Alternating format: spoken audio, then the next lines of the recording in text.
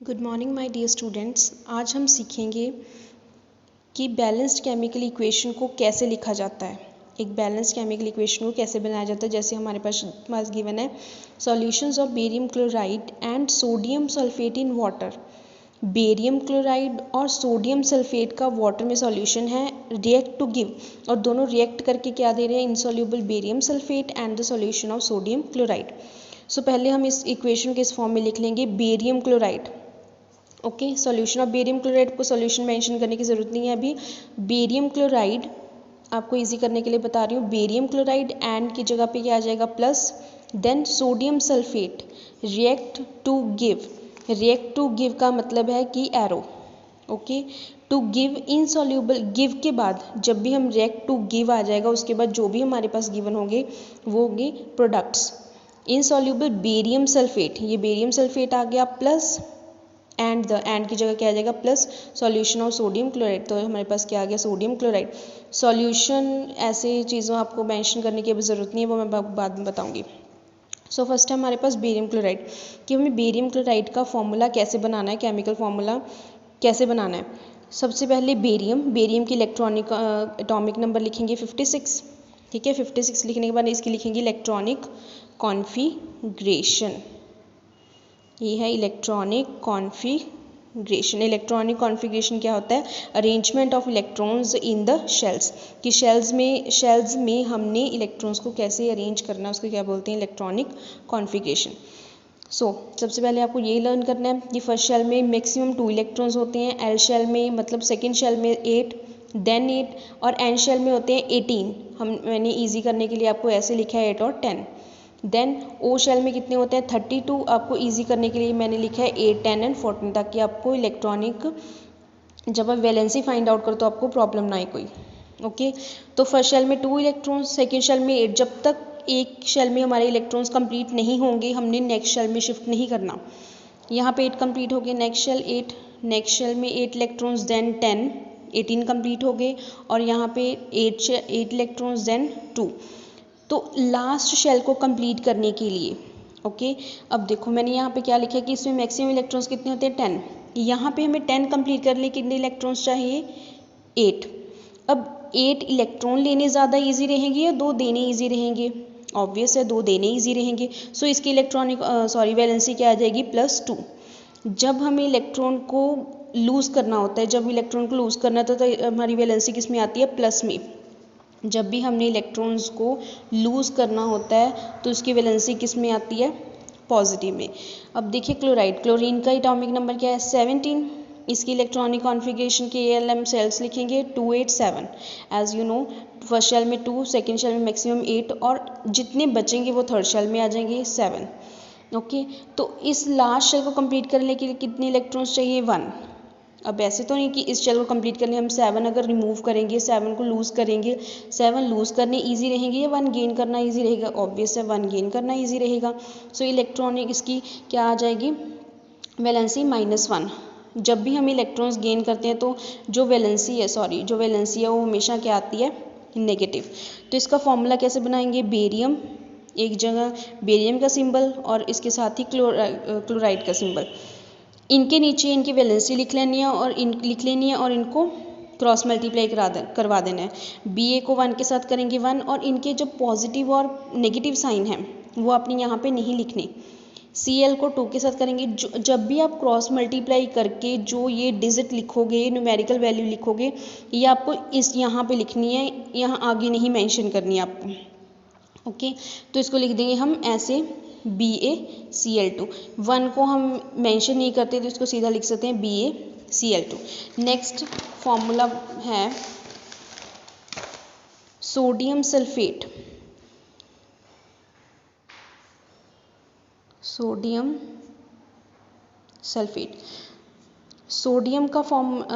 का सिंबल आप सबको पता है Na।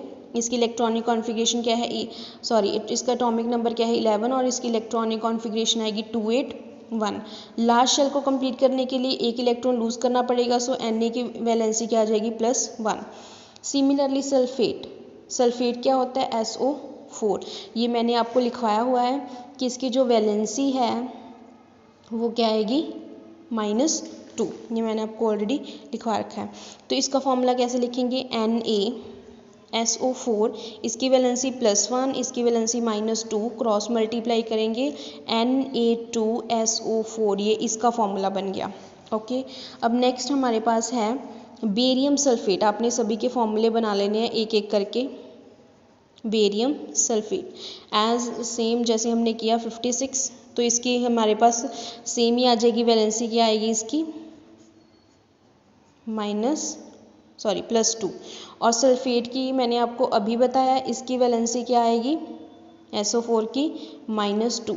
इसको क्रॉस मल्टीप्लाई करेंगे BaSO4 +2 -2, ठीक है। जब हमारे पास दोनों साइड एक प्लस में हो एक माइनस में, तो हमने सीधा ही लिख देना फॉर्मूले को BaSO4। ओके, अब हमारे पास नेक्स्ट है सोडियम क्लोराइड।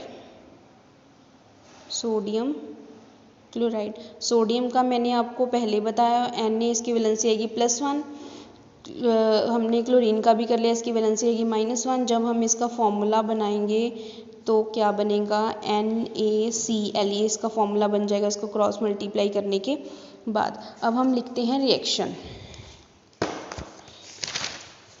रिएक्शन कैसे लिखने, देखो बेरियम क्लोराइड, बेरियम क्लोराइड का हमने फॉर्मूला क्या बनाया, BaCl2। इसका सॉल्यूशन था वाटर में, तो इसके साथ हम लगा देंगे AQ होता है मतलब एक्वस, कि उसका वाटर में solution, plus sodium sulphate. Sodium sulphate का मतलब है क्या बनाया हमने इसका फॉर्मूला, Na2SO4। ओके, एरो की जगह यहीं पे रह जाएगा। बेरियम सल्फेट, बेरियम सल्फेट का क्या फॉर्मूला बनाया, BaSO4 प्लस सोडियम क्लोराइड का हमने क्या फॉर्मूला बनाया, NaCl। अब आपको ये रिएक्शन समझ में आएगी सबने कैसे लिखनी है। यहाँ पे क्या आ जाएगा, एक्वस। एक्वस का मतलब है कि उसका जो वाटर में सॉल्यूशन है। अब ये देखो, अब जो टू गिव के बाद उन्होंने नहीं लिखा कि उसका सॉल्यूशन वाटर में, तो हम यहाँ पे नहीं लिखेंगे। BaSO4 के हमेशा प्रेसिपिटेट्स बनते हैं और इसके लिए हम लगाएंगे S। ओके, अब आपको सीखना है कि इस इक्वेशन को बैलेंस कैसे करते हैं। अब जैसे BaCl2 plus Na2SO4 to give BaSO4 plus NaCl। Okay, ठीक है। अब इसको बैलेंस कैसे करना है। अब अगर हम रिएक्टेंट्स चेक करते हैं, पहले आप इस साइड को, जो लेफ्ट साइड है उसको बोलते हैं रिएक्टेंट्स, जो राइट साइड है उसको बोलते हैं प्रोडक्ट्स। हमने लेफ्ट साइड चेक करना है कि जो BA है उसकी काउंटिंग कितनी है, Na की कितनी काउंटिंग है, SO4 की कितनी काउंटिंग है, इसकी काउंटिंग लिख लेनी है हमने। और इधर भी BA की काउंटिंग कितनी है, SO4 की कितनी है और Na की कितनी है, Cl की कितनी है। यहाँ पे हमें एक लिखना भूल गए, Cl। तो अगर हम रिएक्टेंट वाली साइड देखें तो BA 1 है, Na 2 है, SO4 1 है। अब इसको ऐसे नहीं काउंट करना कि ये एक SF4 वो 4 ऑक्सीजन्स है यहाँ पे, आपने इसको पूरा काउंट करना है SO4, दैट इज सल्फेट। इसको सल्फेट बोलते हैं, इसका फॉर्मूला है ये, इसका सिंबल बोल सकते हैं। ओके, Cl यहाँ पे कितने हैं, 2। अब अगर हम प्रोडक्ट वाली साइड देखते हैं तो हमारे पास जो बेरियम है, बेरियम कितने हैं, 1, सल्फेट कितने हैं, 1, Na मीन्स सोडियम कितने हैं, 1, क्लोराइड कितने हैं, 1, ठीक है। अब यहाँ पे हमने इसको, इसकी जो नंबरिंग है, ये जो इसकी काउंटिंग है, उनको सेम बनाना है।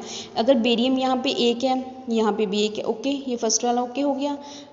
अगर हम ये इसको देखते हैं Na को, Na यहाँ पे 2 है, यहाँ पे 1 है, और यहाँ पे हमने क्या लगा बना देने हैं 2, यहाँ 2 से मल्टीप्लाई कर देंगे। ओके, अब अगर हमने 2 से मल्टीप्लाई कर दिया तो यहाँ पे जो Cl है वो भी 2 हो जाएंगे, तो हमें यहाँ और Cl भी कितने हैं, 2 होगी बैलेंसिंग। नाउ SO4 यहाँ पे 1 है और यहाँ पे भी कितने हैं, 1, Cl 2 है और इधर भी कितने हो गए, 2। तो ये हमारी जो इक्वेशन है वो बैलेंस हो गई। सिर्फ हमने यहाँ पे क्या लगाया, 2। ये देखिए यहाँ पे 2 Na है, यहाँ पे 2 Na, SO4 1 है, यहाँ भी 1 है, बी ए इधर भी एक है और रिएक्टेंट वाली साइड भी एक है। क्लोरीन यहाँ, क्लोराइड यहाँ पे 2 हैं और प्रोडक्ट वाली साइड पे भी 2 हैं। इसको ये देखिए जैसे हमने लिखा है 2NaCl, तो हम इसको, इसका मतलब है कि 2 ही हमारे पास Na है और 2 ही क्लोरीन की एटम्स हैं। ये आपको क्लियर होगी। Thank you.